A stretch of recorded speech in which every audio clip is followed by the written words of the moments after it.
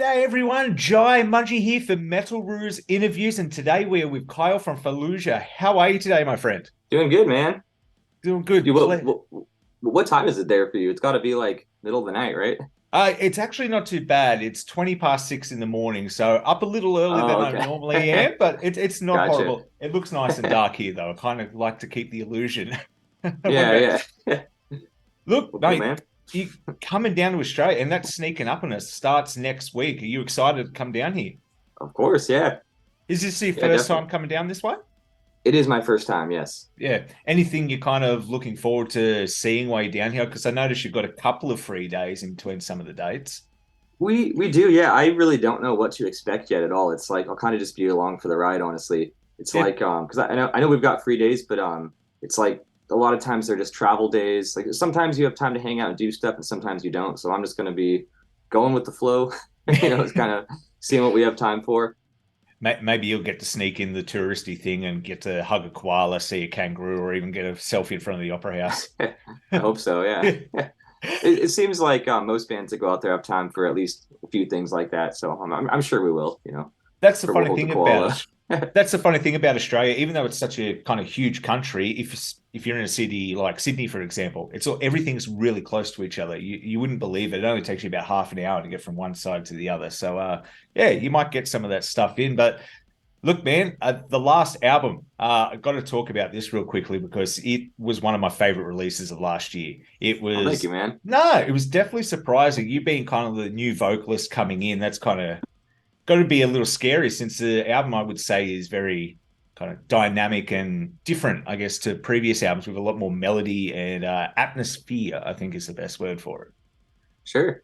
Yeah. Yeah, yeah. I was mostly just excited to work on it. Like I feel like pretty early on, I had a clear idea of sort of what I wanted to do. With the album, with the vocals, in terms of like stepping into an existing project as the new guy. Mm. So, in some ways, I was trying to sort of fit into with what like people expect Fallujah to sound like in terms of especially since I joined like halfway through the process of making this album. I was like, okay, these guys have a vision for it already. Like, first priority is sort of coming in there and like seeing this project to completion that they've already started. Yeah. But at the same time, there are moments on the album and some songs where I'm like, you know what, I'm going to disregard what Fallujah normally does and do my own thing in certain parts just because, I hear part of the instrumental and I'm like, on this part, I want to do clean vocals or I want to do this or that, whatever. So I tried to find a balance there where like I didn't want to go too far off the rails in terms of just the timing of it and just helping finish this project. But at the same time, I feel like I got to express myself quite a bit on it too.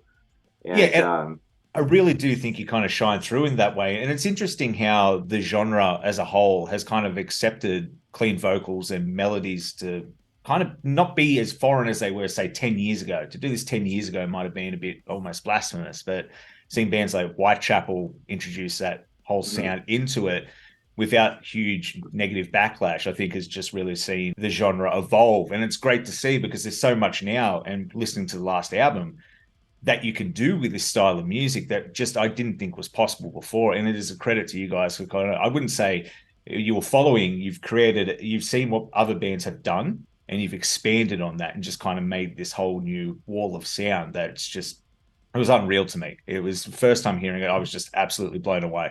Thanks, man. Yeah, I think part of it is that, like you said, the genre has grown a little more accepting. I think part of it too is just how you go about it. I think people can kind of tell when the band is adding these elements like in an authentic way. Mm. I don't know, maybe I'm just imagining that, but I feel like if it's sort of in line with the band's trajectory, people are usually more down with it. Yeah. And on that note too, with Fallujah, it's like even though there were only small touches of clean vocals in the past with like the female guest features and stuff like that, the music has always had this melodic element to it. So I think it's not so far out of left field to add clean vocals, even just again because it's like there's always been melodic guitars and like strong, distinct chord progressions and things like that. So it's not like the band is going from just pure brutality to adding this melodic elements. That's the melody was already there. It's just now we're sort of bringing it in new ways. Yeah, just kind of pushing that sound and evolving what you guys can do together, and it's great to see. But getting back to the tour, which starts next week, like I said, you got to be excited for that. But is this because I know you've joined the band 2022, I want to say, only last year? Yeah, that's right. Yeah, we I joined kind of behind the scenes the year earlier to work on the album. But Yep. yeah, last year 2022 is when we like announced everything and started touring and doing things publicly. Is this the first tour out of the country? No, actually, because we did a European tour at the end of last year. So that was my first one out of the country. How do you find that as well? Because especially going to Europe, there's so many different countries kind of slotted into one area. Do you find different countries got different crowds? And do you ever get, is it ever difficult trying to gauge what crowd's going to like what? Or you kind of stick to your guns and just see what happens? Yeah, I'm not really too like worried about it or too thrown off by it or anything, but you do get different crowds in different countries for sure. Some places are more rowdy, others are more polite, like some countries you can tell that it's not like they're not into the music and it's like it's not like they're uninterested, but they just express it in a different way.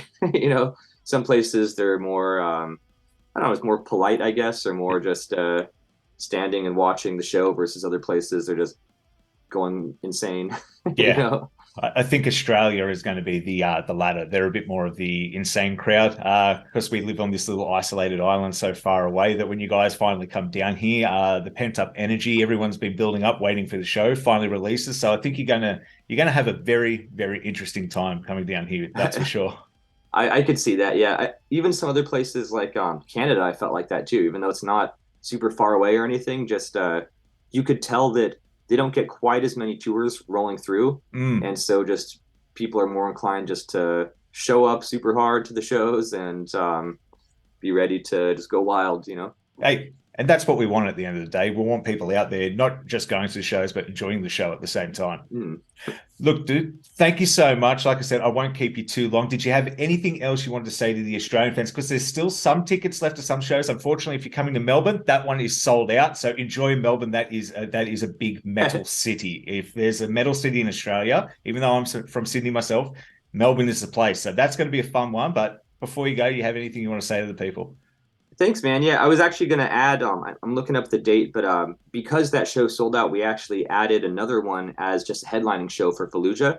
There you go. So it's not part of the tour with Cattle Decap, but I'm pulling it up right now because I forget what day things are. The 21st. So 21st. Thursday, the 21st, we have another show in Melbourne as a headliner, Fallujah, but we're also playing with Melancholia and Zeolite. Beautiful. Look. So if you're in Melbourne and you missed the chance to get tickets to the show with Cattle Decap, come out on the 21st, and we're doing another one.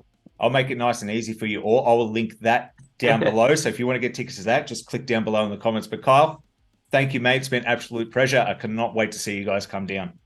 Thanks, man. Sounds good. I'll see you soon. See you then. Bye. I hope you all enjoyed that interview as much as I did. What a cool guy he was. And the tour kicks off next week, 12th of September. Get your tickets now. There's still some available except the Melbourne show, but they are doing the headline show like he said. I'll link all the ticket dates and everything in the description below. And if you like that, hit the subscribe button, man. We do plenty of reviews on the channel and you don't want to miss out. So hit the bell as well.